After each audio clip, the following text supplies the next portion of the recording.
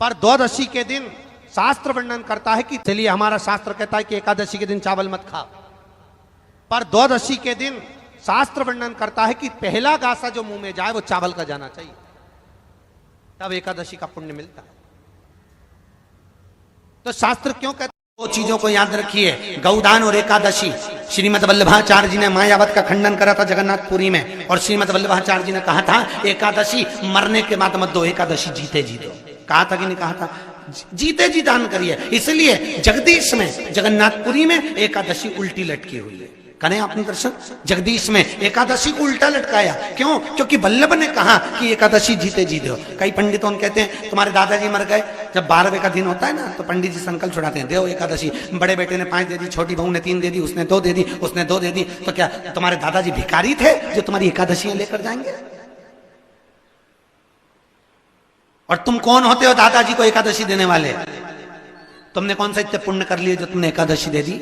एकादशी के दान की महत्वता श्रीमद वल्लभाचार्य जी ने कहा कि कोई व्यक्ति अगर खटिया पर सड़ रहा है, पलंग पर तड़प रहा है, हॉस्पिटल में पड़ा हुआ है, तो निवेदन है कि उसको देखने जाओ तो अपनी करी हुई एकादशी में से 2 एकादशी का दान उसको तुरंत दे दो। क्यों? तो जिससे उसको मोक्ष मिल जाए, मरने के बाद नहीं।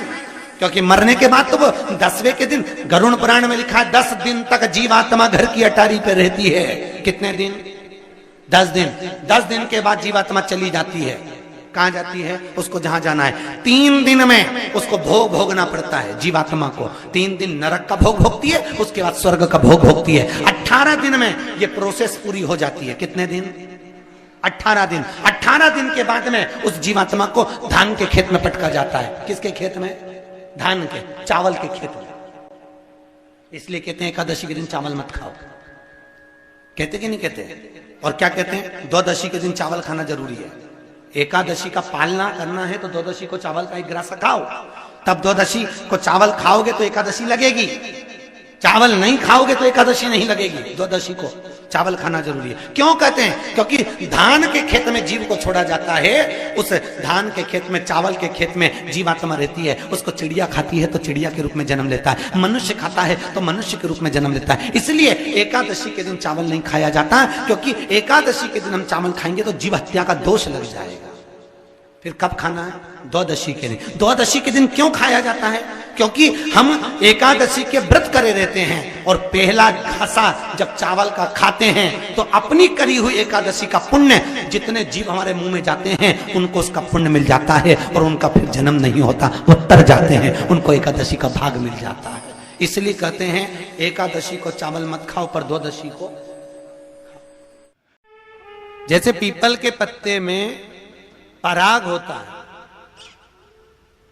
हमारे हिंदू धर्म, हमारा शास्त्र कहता है, हमारे शास्त्र, हमारे वेद, डॉक्टर वर्णन करते हैं कि पीपल के पत्ते को अगर एकादशी और द्वादशी के दिन एक तांबे के पात्र में गला कर रख दिया जाए और उस पानी का आचमन 3 बार करा जाए तो जिसकी नाड़ियां चोक भी हो जाती है, डॉक्टर बोले इसका बाईपास करना पड़ेगा, उसको केवल 3 आचमन पानी एकादशी और द्वादशी को पीपल के पत्ते का कराया जाए तो अंदर की नाड़ियां भी खुल जाती हैं। पीपल के पत्ते का इतना प्रमाण हमारे विष्णु पुराण में वर्णन है।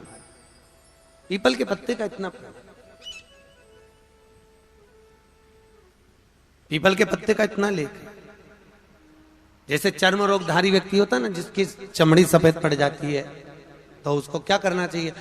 केवल हिंदू धर्म में केवल एक पीपल का वृक्ष है जिसका पराग झड़ता है, और वो रात्रि को लगभग 10 बजे से 12 बजे के भीतर, 9 बजे से 12 बजे के भीतर पीपल के पेड़ के पत्ते का पानी झड़ता है। उसके नीचे एक थाली रख देना चाहिए, और उस थाली में पीपल के पेड़ के नीचे रख दो, और उसका पराग जब झड़ जाए वो पानी को बाल्टी में धो लो, और धोने के बाद थाली को उस पानी से 15 दिन, 8 दिन, 20 दिन स्नान करिए। धीरे धीरे चर्म रोग समाप्त हो जाता है। सफेद जो चमड़ी पड़ी वो वापस अपने रंग में आना चालू हो जाती है। कोई डॉक्टर को ही नहीं दिखाना।